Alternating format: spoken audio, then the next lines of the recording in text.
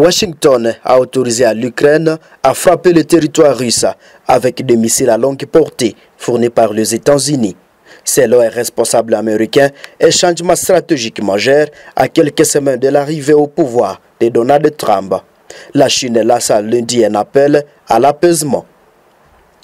La Russie qui a annoncé lundi matin avoir abattu 59 drones ukrainiens, notamment au-dessus de la région frontalière de l'Ukraine et dans la région de Moscou, n'a pas encore commandé officiellement l'autorisation américaine. Un député russe a toutefois minimisé la portée.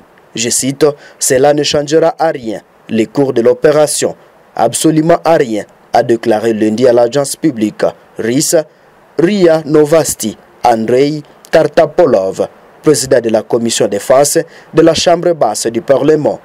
Les États-Unis, je cite, ont donné le feu vert à l'utilisation des missiles à longue portée, avait indiqué dimanche à l'agence France Presse.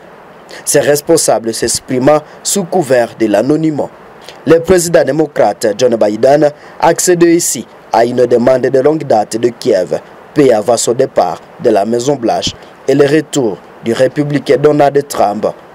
Très critique sur l'aide américaine à l'Ukraine, la Chine a réagi lundi en réclamant, je cite, « un cessez-le-feu rapide et une solution politique. Le plus urgent est d'encourager un apaisement de la situation aussi vite que possible », a déclaré lors d'une conférence de presse régulière Lin Jiang, porte-parole du ministère des Affaires étrangères. Le président ukrainien Volodymyr Zelensky a lui-même accueilli avec prudence l'annonce du responsable américain, se contentant de noter que ces armements parleront d'eux-mêmes. Rappela dans son adresse du soir l'importance de la capacité longue portée de son armée. Il a noté qu'aujourd'hui, de nombreux médias rapportent que nous avons reçu l'autorisation de prendre des mesures appropriées. Je cite, « Mais les frappes ne se conduisent pas à l'aide des mots. Les choses comme cela ne sont pas annoncées », a repris Volodymyr Zelensky. Les missiles parleront d'eux-mêmes.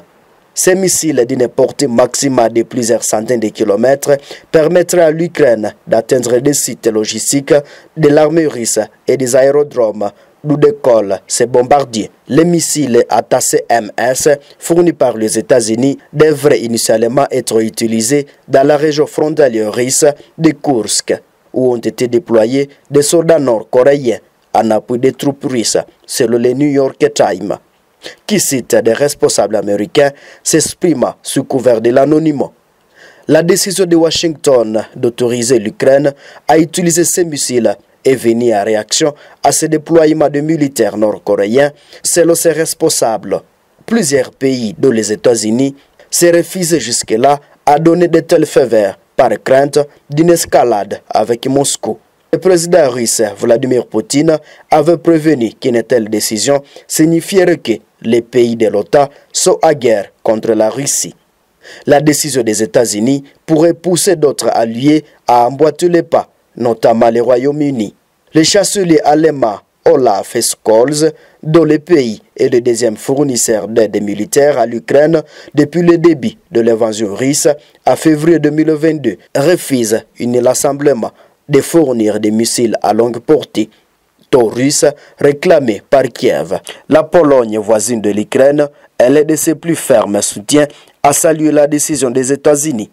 Je cite, « À l'entrée à guerre des troupes nord-coréennes et à l'attaque massive des missiles russes, le président Biden a répondu avec un langage que Poutine comprend », estimé sur X le chef de la diplomatie polonaise Radosław Sikorski.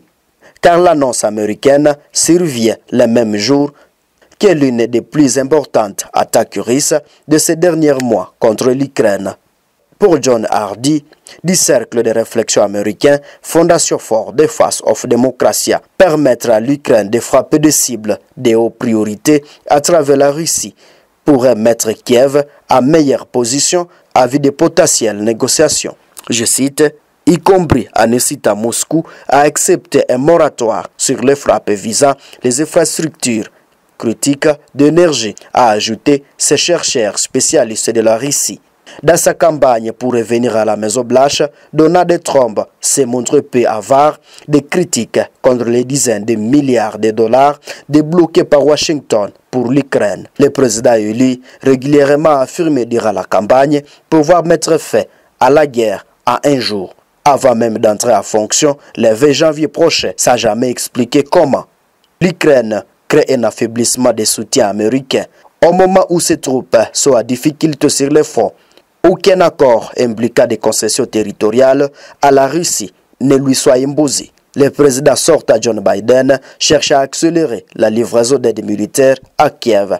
De l'enveloppe votée au printemps par le Congrès américain, il y reste environ 9,2 milliards de dollars attribués, à savoir 7,1 milliards à puiser dans les stocks d'armement américains et 2,1 milliards pour financer des contrats d'achat d'armes, selon le Pentagone.